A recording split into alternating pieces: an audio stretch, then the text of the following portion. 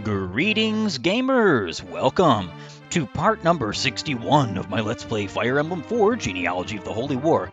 I can't believe it's already at 61, or I should say, it's barely at 60, and I'm actually not super far away from the completion of this game. Lewin, do you think Arion still intends to fight us? Looks like it. I've sent envoy after envoy, offering a truce, but he's not responding. I guess his stubborn Draconite pride compels him to fight to the bitter end. And here I was hoping the legendary Arion of Thracia would be a wiser man than this. Seliph, I hope you understand we can't turn back now. This last battle needs to be fought. I don't understand him. Why? Why must Arion insist on fighting such a futile battle? Arion, how can he be so callous? Does he not understand the grief he is inflicting on Altena? Thracia seized!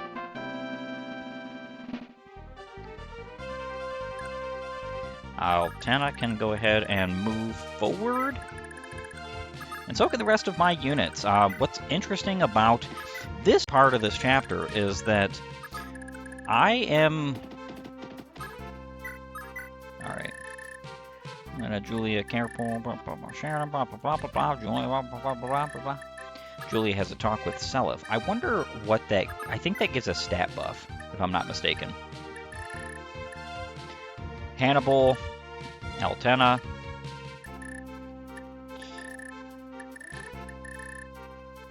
Finn, Altena. Yeah, I don't think any of these are too important. I think some of them might get stat buffs, but I'm going to be very honest with you. Stat buffs at this point in the game are minuscule value.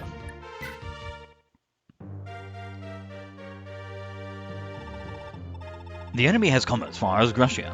Very well, all hands deploy at once. Engage them in the Dragon Trinity Strike formation. This is our final chance. Thracia's destiny hangs in the balance of this final assault.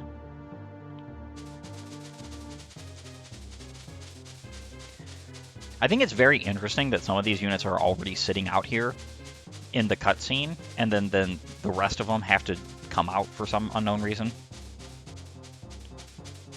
What you'll see is an absurd amount of enemies are now out of the castle and continue to pour out, and most of them are not going to be sitting around twiddling their thumbs.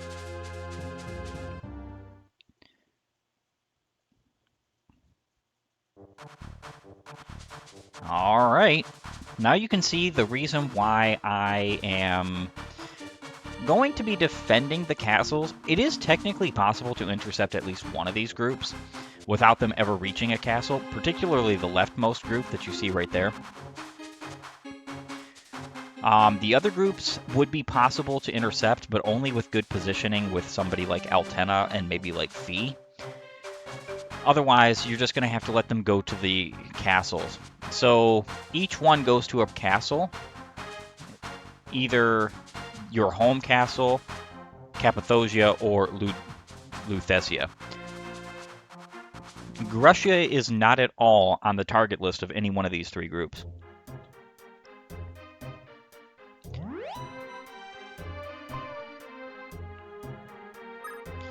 What's interesting, though, like I said, is you can intercept these guys, but you basically have to have a unit already way out here, and I do not. I'm not at all concerned about that, though. Alright, Brave Sword has enough uses. I do know, however, that I need to go to the blacksmith for the Forsetti.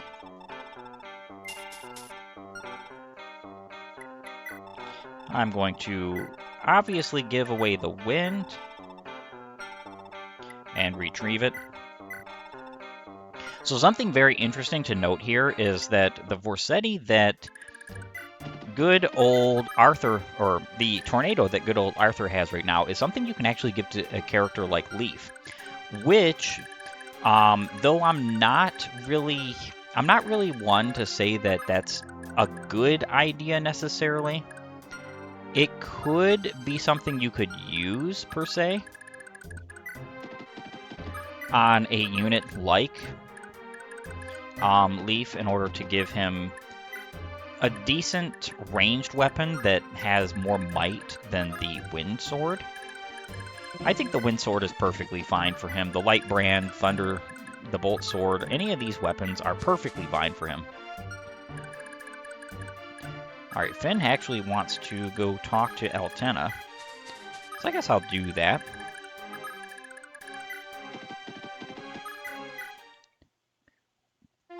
Pardon me, milady. I am Finn, a knight of House Leonster. It is an honor to meet you once more. So you're Sir Finn, then? Leaf's told me about you already. I can't thank you enough for all you've done to protect him all these years. Thank you, milady. But it is I who owes you an apology. Not once in the past 17 years did I ever suspect that you yet lived on, let alone just across the border. My failure to search for you is inexcusable. Sir Finn, are those tears I see? Why are you crying? My apologies, my lady. You shouldn't have to see me in such a state as this. Hold a moment. I remember something. Yes. I was incredibly fond of you, and I always sought your attention, didn't I? That's right. Sir Finn? My lady, HP plus 3. That actually is kind of significant. It does help Altena because it helps her get to a point where she's no longer one-shot by magical attacks. I wonder if it would be at all useful to pair somebody like Altena and Finn. Alright. Ares. It would be nice to dance for him, but he actually can't reach, unfortunately. I mean, I could dance for him and these three instead of Johan. I suppose that's fine. I would like Johan to be in the fray of these warriors very soon as well, because the fact of the matter is like I said, Johan is only good as a unit who uses something to the effect of his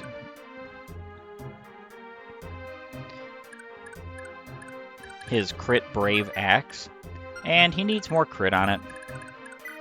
It is something that I will do. Light brand 66, very nice.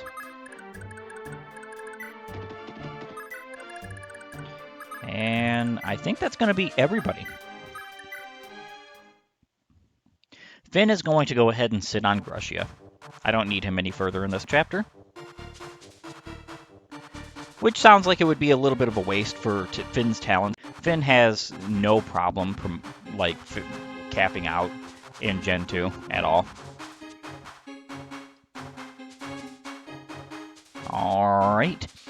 The long phase of Thracia's Draco Knights flying across the mountains and reaching Meath, as well as Cappadocia and Lutetia,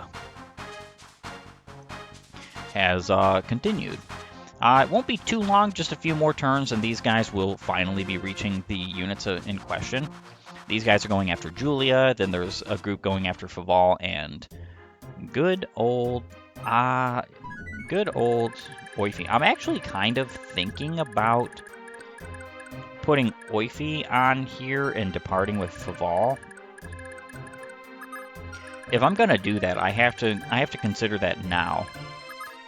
So the reason why I would is because I think Oifi is a way better candidate for fighting these guys. I don't think they're at all going to bother attacking Faval. So what I would just do in this case is I would just wait here with Oifi. He only has 37 avoid though, so there's actually a slim chance that he could die by all... Ooh! You know what? No, there's not.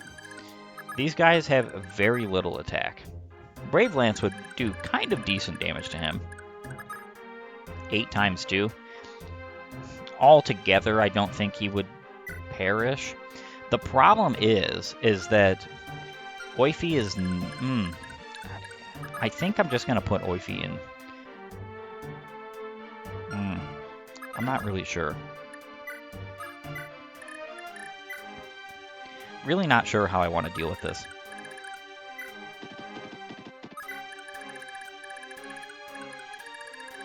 And these guys here, I could go ahead and bring them in for a fight with Dermot, I think I'm going to do just that.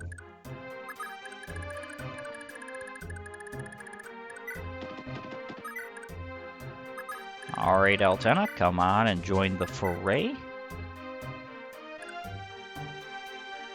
Yeah, Patty needs to continue collecting these villages. King Travant's as heartless as men come, he is. But oddly enough, his 2 kids, Arion and Altena, are the kindest souls you'll ever meet. Like peas in a pod, those 2 are. Always have been. Oh, I pray nothing ever changes that. Alright, Fee has been neglected to be moved, I think a turn?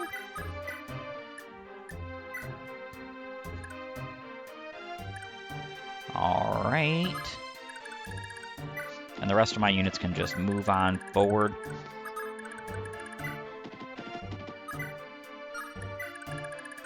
Arthur is going to come in handy for this next couple of fights.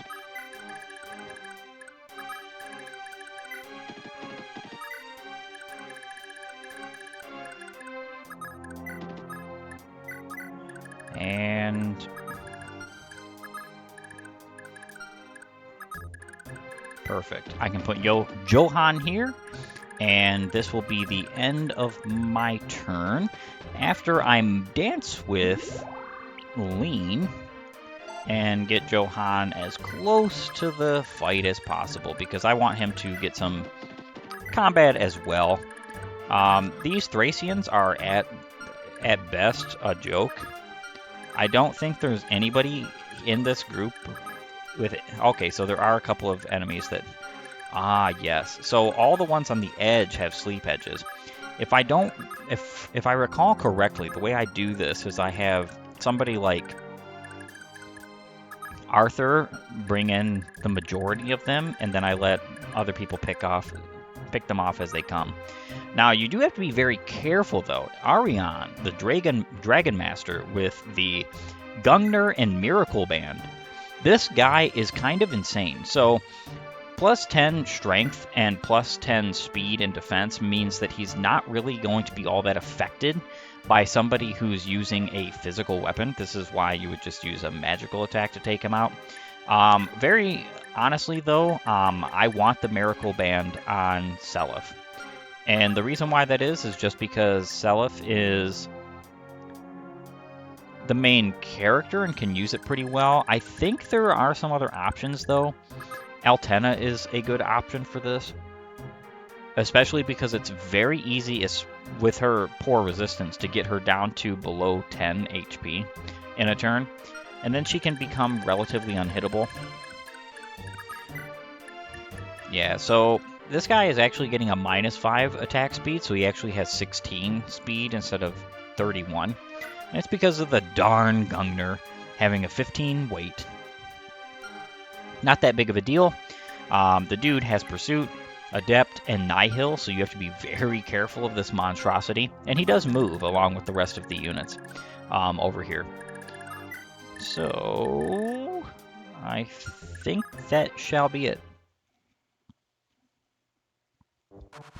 Just a little bit longer, and all of these guys will finally reach the castles they're trying to seize.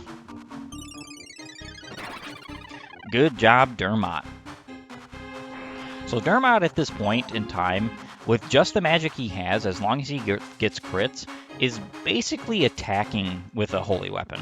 A holy magical weapon.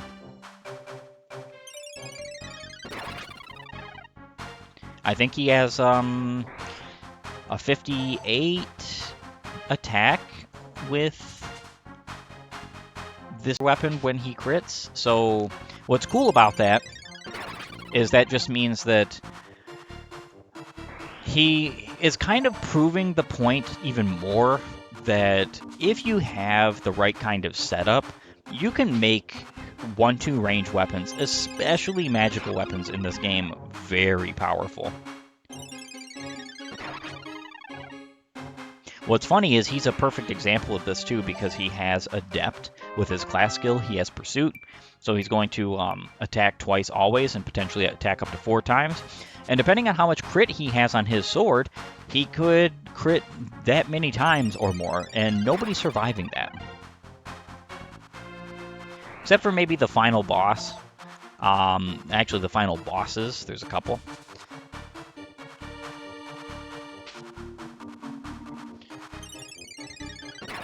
Arion is not capable of being crit, so you can't do that either. Do be mindful of that.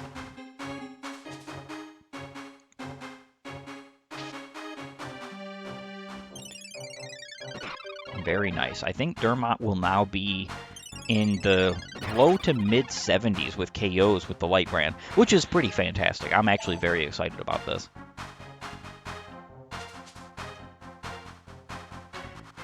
And one of the commanders actually hits. Ooh. Dermot missed twice. Pretty insane, actually.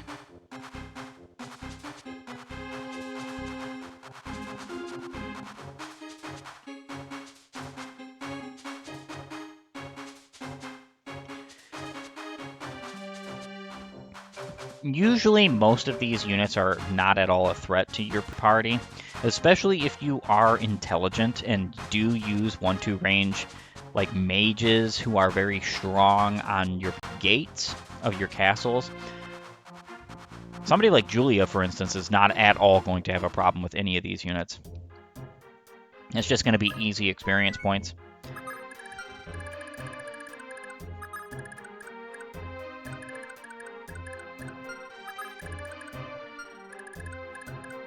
Alright.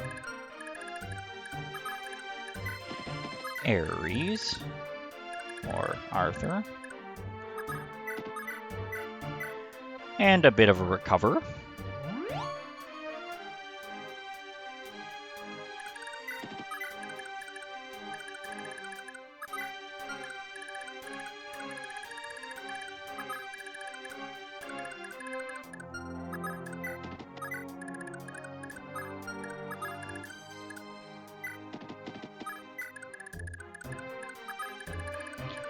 Alright, I think what I'm going to do here, of course I'm going to attack the commander at range. Dermot is going to be healed up fully by Nana. I'm going to be putting Dermot and Nana close by.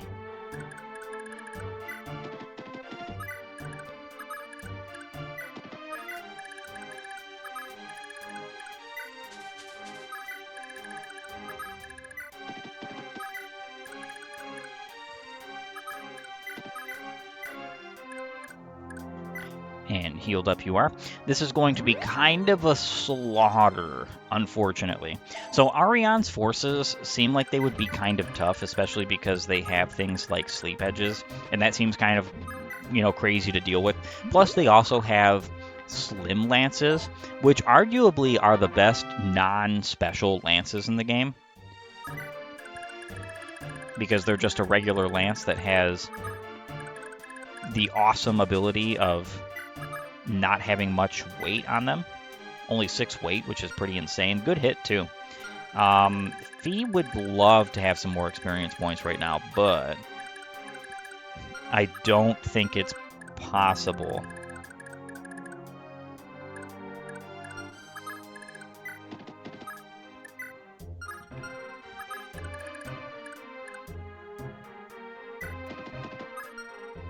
I think I'm going to put him right here.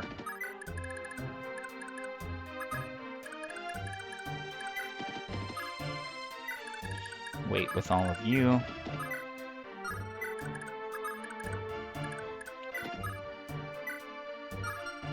Anybody else need healing?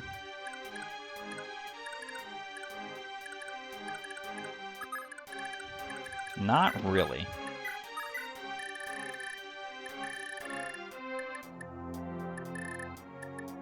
And I think that's... Oh, no, that's not it. Patty does need to move. I have to remember this. 2 particular villages left.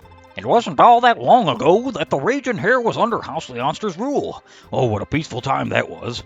As soon as the last war was over, though, the Thracians pounced on us like a starving cat. All right, the villages have been visited. I think that's pretty much everybody who can move. And that's it. The end of my turn. Thracia's phase. They've come at last. Move out. Whether we win or die, we'll have fought in our fatherland's name.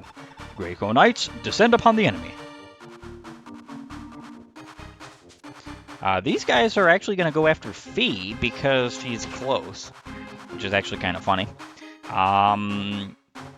Not really that big a deal, especially because a lot of them got defeated by Dermot. I didn't really care if Ced gets any KOs at all. He's really just there just in case they get past. Hopefully Oifi gets some crits here, but even if he doesn't, the reality is that they're doing such little damage that he's going to eventually KO them all regardless. And I'd rather Oifi get it than Faval. They're likely not going to attack him at all, because it's basically either attack Oifi up close, attack him at range, or attack Faval at range, because I have Oifi in the perfect position so that they can only attack Faval at range. I guess I'll be seeing next turn or two next turn particularly, whether or not they decide that Faval is a good target. And unfortunately, these guys going after Meath Castle, it's going to be kind of a... I think it's going to be worse for them than it is for their brethren down south, honestly. Julia is just going to sap them of all their energy.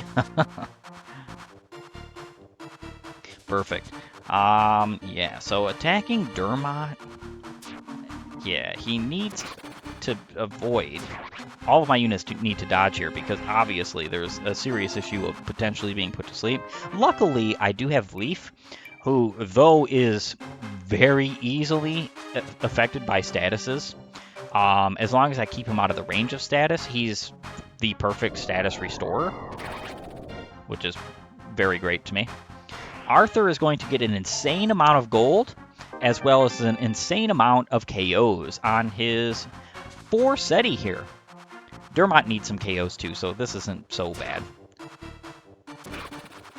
So he did get hit, but he did not get put to sleep. Thankfully. It's a 30% chance minus your magical defense, or your resistance, I should say, to be put to sleep or to be affected by any status ailment that has to do with the swords. I want to say this is not the case for the staves. I think if you have more magic than your opponent, you just automatically put them to sleep. Very nice, very nice. Dermot didn't crit, but he said, to heck with crits. I'm going to hit you hard with an adept. Speed, magic, very nice, very fantastic level up. Exactly what I'm looking for in Dermot. Arthur, keep on keeping on with your masterful damage over here. The guy is insane. Him and Leaf are my favorite units in the 2nd generation. I love Seliph, of course, 3rd favorite for sure. But I just love how they go from 0 to heroes, and how that you can have like the 4 SETI, and it's worth it. See, there's a difference between 0 to hero and it's not worth it, and 0 to hero and it is worth it. You get both of them early enough in the generation that it doesn't really matter. You can pump some pretty good stuff into them to make sure that they're absolutely busted, especially 4 SETI on Arthur, and then they can get promoted relatively quick and just be monsters for the rest of the generation with their utility and combat. But then you've got people saying, like, Nino is a great unit in FE7. Like, look, you can like Nino. I'm not going to tell you you can't like any particular unit in any of these games. But there is a difference between Nino being good and Nino being likable. Very clear difference. Alright. So what's cool about this is that I have more than enough firepower that the leftover soldiers from Thracia's army here are going to be virtually null and void. I'm going to be KOing them all next turn, including Arion.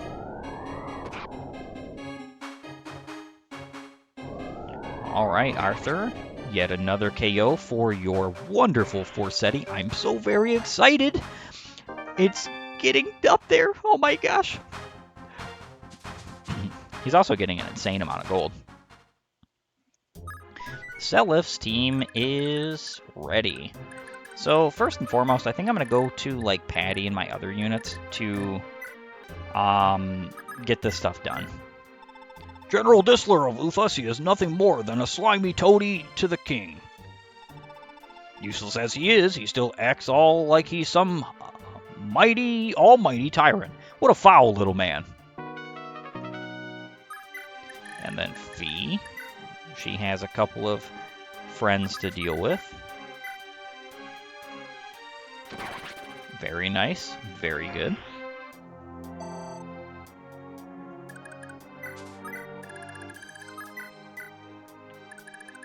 Alright, so this is it.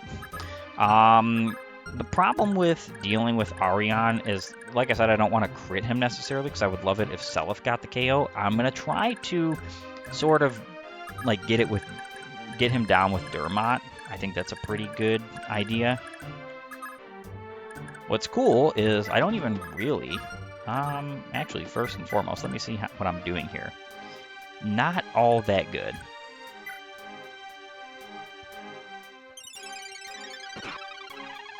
Alright, perfect. I would like to check on both the crit counter for the Light Brand and Arthur's Tome. 79 and 72. Yeah, getting there. Absolutely getting there. Like Seliph, he has a 94 crit counter Brave Sword. It's getting pretty insane, to be honest. Brave Bow. Perfect.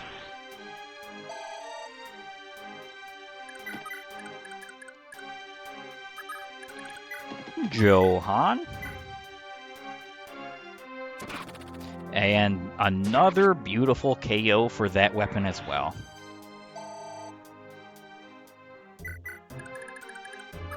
I don't think... Yeah, Eltenna doesn't have a talk with him, unfortunately. The J-Bolg. Perfect. Eltenna is doing a decent job here.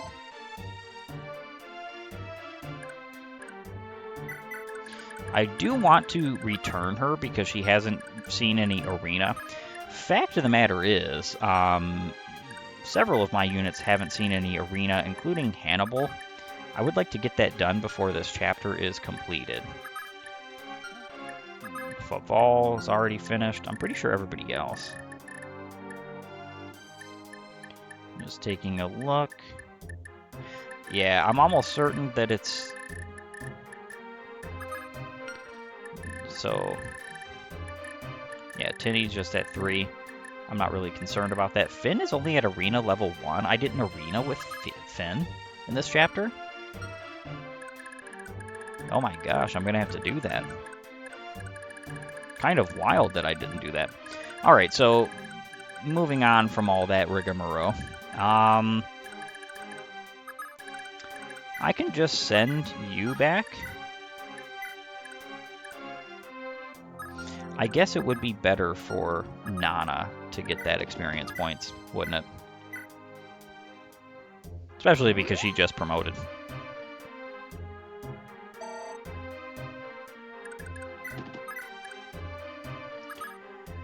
Alright, so here's the tough question. Do I use Arthur to do some damage here? Because he's going to, let's see, that's 41.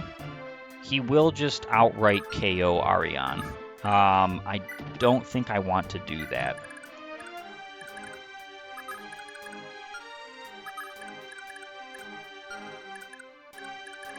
And let's dance.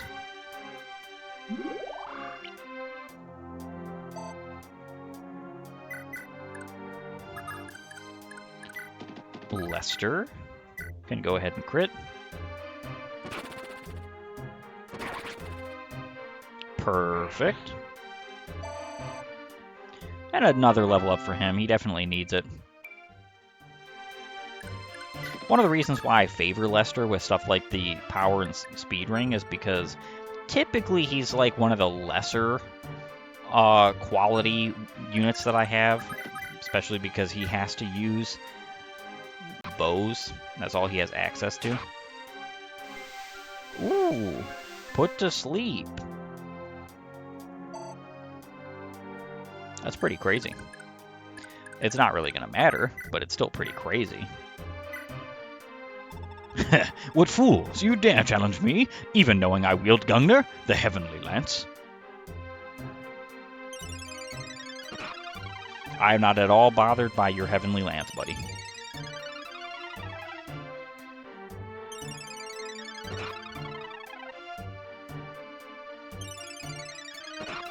Alright. Yeah, so this is not good.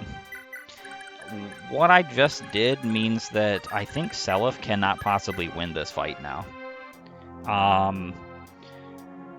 Or can he? Let's see. That's 330. So he only has a 10% chance to hit Arion. I'm gonna have to reset, because otherwise that's going to be kind of a thorn in my side. Alright, how shall this turn out? Hopefully Dermot doesn't get him to below 10 HP again, or below 11 HP again. Ah, no Adept Brock, that's kind of strange. Alright, Seliph, bring it on. So you're the famous Prince Seliph. I trust you'll make for a fine foe. Shall we begin our duel then? Prince Arion, please, lay down your arms. It isn't too late to end this peaceably. Enough. I've nothing left to say. Now come. Come acquaint yourself with Gungnir, Seliph.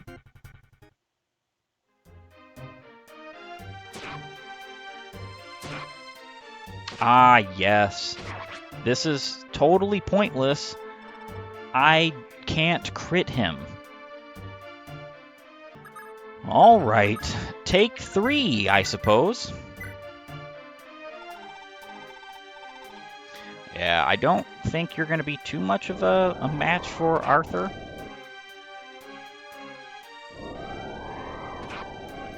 And there goes Arion. How could this be? I've brought shame on myself, Eldena. And a decent amount of experience points, nothing too big or to worry about. I did not at all want the Miracle Band on him, however. Arion, this place will not be your grave, I forbid it. Join me. Alright, Julius. Crazed maniac just coming in here and doing whatever he pleases. Alright, time to dance. And like I said, I can just return you.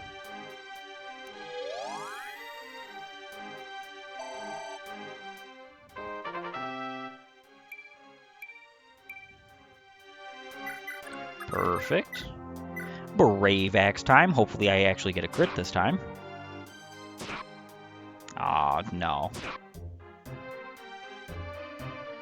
I didn't get put to sleep this time, but it's not really that big a deal. I have a way to alleviate the sleep anyhow. And another Thracia. Night falls to Lester's powerful bow. The Brave Bow is insane. It's not the best of the Brave weapons in this particular game, but it can be pretty darn good. At times, that is. And attack you at range, why not? Alright, so all of the forces of Arion, his Thracian knights over here, have been annihilated. I just have Altena and Finn to take care of concerning the arena, and I'm pretty much done with this particular chapter. Patty and all of them have moved. However, I think this is a perfect opportunity for me to bid you all a farewell and end off this episode. I want to thank you for joining me. If you like my content, please upvote and follow, or like and subscribe, depending on your platform of choice. And while you're at it, have a great and glorious day gaming.